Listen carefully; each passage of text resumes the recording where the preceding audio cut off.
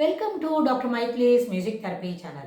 இன்றைய பதிவிலையும் self esteem, socialisation, personality என்ற தலைப்பில் சில செய்திகளை நம்ம பகிர்ந்துக்கலாம். சென்ற சில பதிவுகளாகவே இது தொடர்புடைய செய்திகள் தான் நம்ம பகிர்ந்துக்கிட்டு வரோம். இன்றைய பதிவில் நீடு சைக்காலஜி அப்படின்ற தலைப்பில் சில செய்திகளை பகிர்ந்துக்கலாம். நீடு சைக்காலஜினா என்ன? நீடுன்றது பிரைமரி நீடு, செகண்டரி நீடு அப்படின்னு வச்சுக்கிறோம். பிரைமரி நீடுன்றது வந்து ஆல் பயாலஜிக்கல் நீட்ஸ், உணவு, உடை, உறையுள், நீர், காற்று, அது எல்லாமே பிரைமரி நீட்ஸ் தான். ஆனால் செகண்டரி நீட்ஸ்ன்றது என்ன? நம்மளுக்கு சமுதாயத்தில் ஒரு இடம், அப்புறம் ஓரளவுக்கு ஒரு சாதாரண சாப்பாடு சாப்பிட்றதுக்குள்ள வெரைட்டி ஆஃப் சாப்பாடு சாப்பிடணும், சாதாரண ட்ரெஸ் காட்டிலும் ரொம்ப பெரிய அளவில் ட்ரெஸ் போட்டுக்கணும், ஒன்றுமே இல்லாததுக்கு you have to take something. சாதாரண ஒரு குடிசையில் இருக்கலாம்னு சொன்னால் என்ன தெரியும் போகாது, ஹட்டு போகாது, ஒரு வீடு வேணும், வீடு இருந்தால் போகாது, பங்களா வேணும்னு needs are satiable, wants are satiable, needs are continuity என்ன பண்ணோம், அது ஒரு சைக்கிளில் வந்துகிட்டே இருக்கும். அந்த மாதிரி பார்க்கும்போது இந்த நீட்ஸ் பயாலஜிக்கல் நீட்ஸ் மட்டும்தான் நீட்ஸு, அது மட்டும்தான் அத்தியாவசியம், பாக்கி எல்லாம் தேவையில்லை அப்படின்னு சொல்லுவாங்க. ஆனால் அது how come it is possible? Biological needs நம்மளோட சர்வைவல் ஆன பிறகு சஸ்டெயினுக்கு எதனா வேணும் இல்லையா? தொடர்ந்து நம்ம என்ன செய்யணும்? நம்மளுக்கு சமுதாயத்தில் இருக்கணும், இந்த சோஷியலில் நம்மளுக்குன்னு ஒரு ஸ்டேட்டஸ் வளர்த்துக்கணும், நல்லபடியாக படிக்கணும், அப்புறம் வந்து இருக்கிறதுக்கு இடம் வேணும், சேஃபான ஒரு ஷெல்டர் வேணும், அப்புறம் மக்களோட மக்களாக பகிர்ந்துக்கிறதுக்கு பழகிக்கிறதுக்கு சில குணாதிசயங்களை வளர்த்துக்கணும். நம்ம மக்களோட பழகினா அவங்க எப்படி இருக்கிறாங்க, அதுபோல் identification, learning by observation, learning by identification அப்படி சொன்னால் அதுபோல் நம்மளோட திறமைகளை வளர்த்துக்கணும், நம்மளுக்குன்னு ஒரு நிச் கர்வ் பண்ணிக்கணும் அப்படின்னு சொன்னால் இதுக்கெல்லாம் என்ன வேணும்? பயாலஜிக்கல் நீட்ஸ் மாத்திரம் போகாது, சர்வைவல் நீட்ஸு, அதோட கூட சஸ்டெய்னிங் நீட்ஸ் கூட எல்லாமே தேவையாக இருக்கும்னு நம்ம புரிஞ்சுக்கிறோம். ஆனால் இந்த பயாலஜிக்கல் நீட்ஸ் வரும்போது பேசிக் நீட்ஸ் அப்படின்னா என்ன?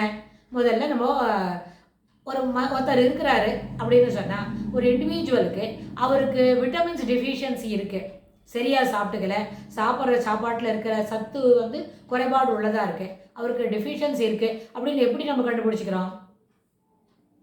நம்மளுக்கு தேவை இருக்குது, குறைபாடு இருக்குன்றது கூட தெரியாமல் சிலவங்க போவாங்க. ஏன்னா சிலவங்களுக்கு அது வாங்கி சாப்பிட்ற அளவுக்கு வசதி இருக்காது, ஒரு விஷயம் இருக்கும். இல்லாட்டி போனால் தனக்கு விட்டமின் டிஃபிஷியன்சி இருக்காது, சத்துக்கள் குறைபாடு உள்ளதாக இருக்கிறோம் நாம் அப்படின்னு கூட அவருக்கு தெரிஞ்சிருக்காதான் இருக்கும். ஏன்னா அதுக்கு உண்டான ஒரு பரிசோதனைலாம் செய்து பார்த்துருக்க மாட்டார். அது 2-3 ரீசன் தான் இருக்கும். ஆனால் ஒன்ஸ் வி ஃபைண்ட் அவுட் அவருக்கு தேவையான விட்டமின் மாத்திரைகள் இல்லைன்னா சத்து உணவை, இப்படி தான் நம்ம உணவே மருந்து அப்படின்னு ஒரு வார்த்தை இருக்கு இல்லையா? அதுபோல் உணவே மருந்து, மருந்தே உணவாக மாற்றக்கூடாது. உணவே மருந்துன்ற அடிப்படையில் சத்தான காய்கறிகள், பழ வகைகள் சாப்பிட்டு அந்த டெஃபிஷியன்சியை நம்ம வந்து சரி பண்ண முடியும் அப்படின்னு அவருக்கு நம்ம சொல்லிக் கொடுக்குறோம்.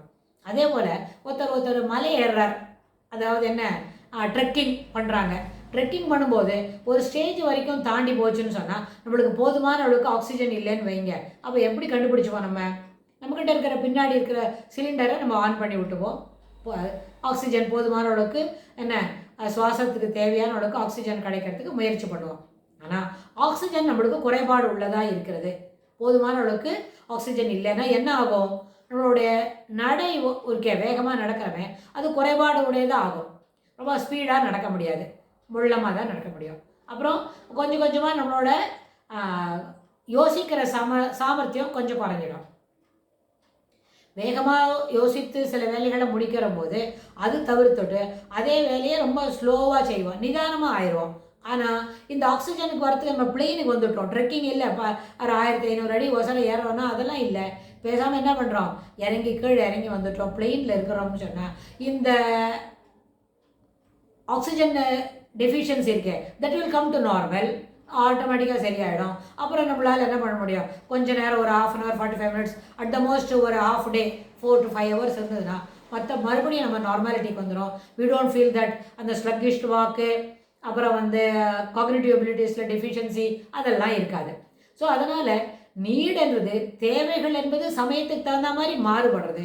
ஸோ அது அடிப்படையில் சில நேரத்தில் நம்மளுக்கு குறைபாடு இருந்தாலும் அது இம்மிடியட்டாக அந்த குறையை நிவர்த்தி செய்யும்போது அந்த இடத்துல இருக்கிற ஒரு பேக்லாகை நம்ம ஃபுல்ஃபில் பண்ண முடியும் அப்படின்னு இந்த பதிவில் நம்ம நிறைவு செய்துக்கிறோம். இதுக்கு தொடர்புடைய செய்திகளை அடுத்த பதிவில் பார்க்கலாம். தேங்க்ஸ் ஃபார் வாட்சிங்.